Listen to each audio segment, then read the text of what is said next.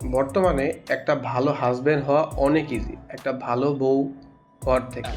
Let me explain.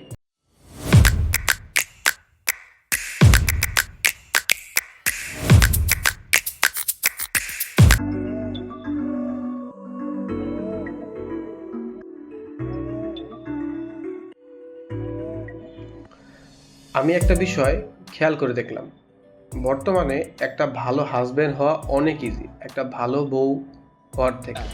Let me explain. বিষয়টা একটু ব্যাখ্যা করবেন? আমাদের পূর্বপুরুষেরা আমাদের জন্য যে বেঞ্চমার্কটা সেট করে গিয়েছে, লাইক তারা 3টা 4টা বিয়ে করতো, বউদের মারতো, কাম কাজ করতো না, জমি বিক্রি করে খাইতো। আর এখনকার ছেলেরা বিয়ে করে একটা, প্রতিদিন জবে যায়, নাহলে ব্যবসা করে, বউদের মায়ের তো দেওয়া দূরের কথা, মায়ের আরও খায়। আর অন্যদিকে আগেকার কালের বউরা 10-12 জনের সংসার নিয়ে তারা থাকতো, তাদের কোনো বুয়া ছিল না, সব কাজ নিজেরাই করতো, নামাজ পড়তো, সারাদিন বাসায় থাকতো, জামাই সম্মান করতো, কোনো তর্ক করতো না, তাদের খেয়াল রাখতো।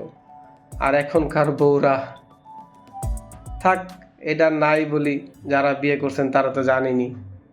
আর যদি বলি তাহলে হয়তো আগামীকাল কথা বলার মতো অবস্থা আমার থাকবে না।